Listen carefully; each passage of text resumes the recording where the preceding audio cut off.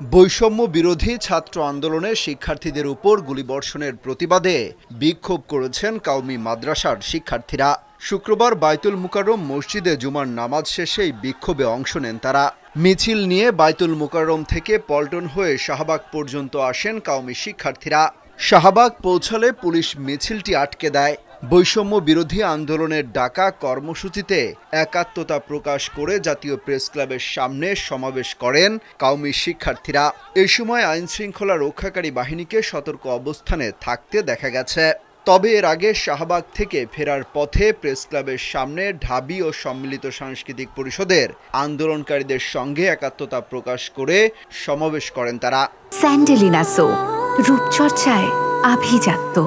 এদিকে শিক্ষার্থীদের উপর গুলিবর্ষণের প্রতিবাদে এবং ছাত্র হত্যার বিচার সহ বেশ কিছু দাবিতে আজ শুক্রবার ঢাকা সহ সারা দেশে গণমিছিল করেছেন হাজার হাজার শিক্ষার্থী।